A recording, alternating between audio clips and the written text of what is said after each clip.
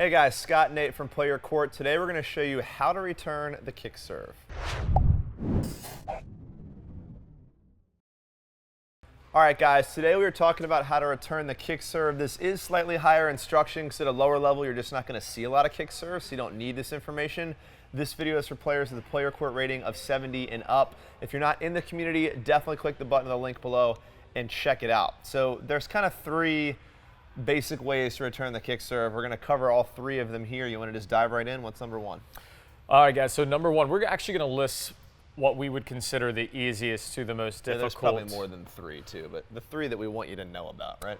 That's indeed correct. So on the first one, what we're going to talk about is moving away from the ball, backing up from the ball, allowing the ball to descend where it's entering the strike zone at shoulder or just below the shoulder. What makes a kick serve so difficult is the trajectory, right? Like when we hit a flat serve, although it's moving really fast, it stays on that line, so it's a predictable path, right? Slice that has a tendency to pull into the body, right? The kicker deviates from the path, and the better the kick serve, the more it deviates, right? So a lot of us out there hitting topspin serves where the ball maybe goes up, which just makes the strike zone rise. But a true kick serve is moving, and the strike zone may be here, and then the next second it's further out wide. The ball breaks. Yeah, and as you'll see on the ad court, it's going to pull you out of position. So this is probably the easiest way to deal with this, in my opinion. You're going to let the ball drop, but if you're playing against a good kick serve, this could also not be a great solution because you are going to have to pull yourself pretty far off the court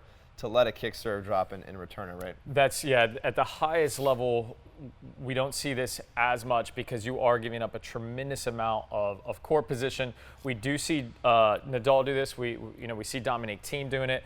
When they're almost traditionally playing cross court. They're almost consistently rather playing cross court, and they're playing extremely deep. So a really good clay court tactic. Right. On a really fast court, this would be really, really tough. Not really feasible. Right?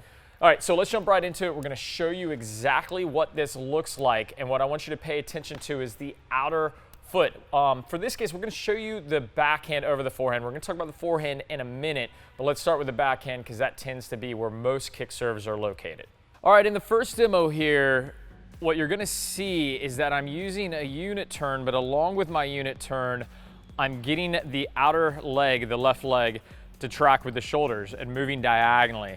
All right, so in this wide stance, as I move backwards, allowing the ball to descend, I can use that outer leg, the left leg, to really gain leverage and get a weight transfer where I'm working under the ball and forward. And you can see here I'm playing with big height, big spin, and pushing that ball deep, cross court, centered. All right, and really the goal here is just neutralizing that serve +1. All right, that kicker that's pulling me out of position here, I'm getting it back nice and deep, giving me plenty of time to get back to the center and start the point neutral.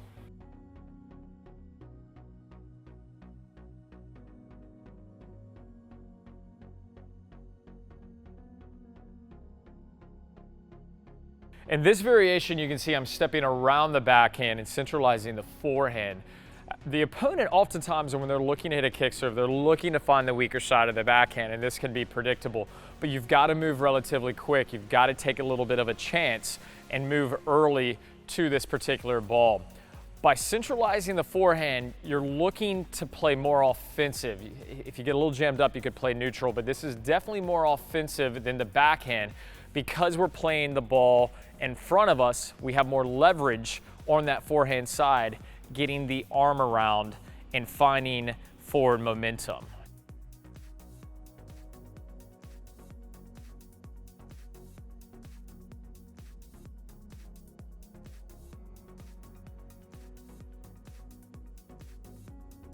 All right, the second manner in which to return a kick serve is by chipping it using the slice. And this is going to be a little bit more difficult than simply backing up from letting it to descend because we're going to have the ability to slice. All right, this is going to be done with a continental grip. But for one-handers, we're going to see this becoming a whole lot more prevalent because of the starting position and the ability to quickly shift to that continental. This is what we see Federer use quite a bit off the kick, is chipping deep or chipping short. And what's important here is from the split step, we're still loading out on the outside leg, but then transitioning to the front leg And the nice thing about this, because the slice starts high, we've talked about in other videos about starting with that non-dominant arm high on the slice. Regardless of the height of the kick serve, we can work to bring this ball down. But it's important to think here that you're going through the ball. Although maybe the stroke is working slightly high to low, the thought pattern is through the ball and really working on neutralizing that serve. Guys, the third option, as you'll see here, is stepping in and taking that ball on the rise. The goal is for me not to let the ball rise above my shoulders and to catch it before it kicks up and out off the court, where it would pull me really far out of position. You'll notice with a good kick serve, I'm still gonna be pulled sometimes into the doubles alley or even wider, but I'll be in way better position than if I let the ball drop and pull me further and further off the court.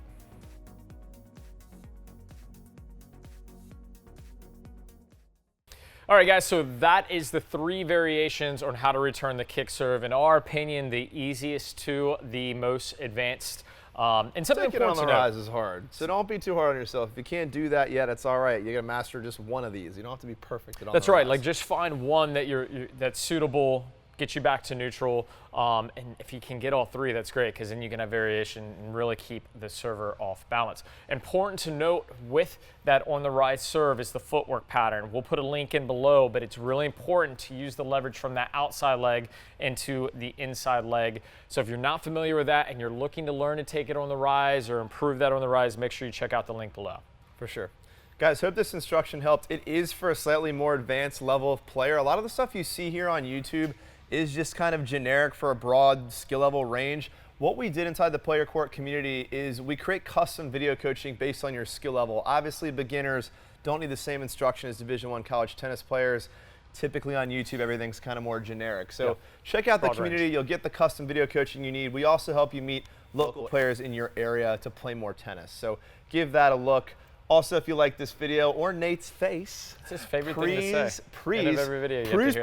Please press the like button below. If you never want to miss another Player Court video, press subscribe and comment below things you don't like about Nate or other videos that you want to see in the future. It's a lot of talking. We'll see you guys soon. So much talking.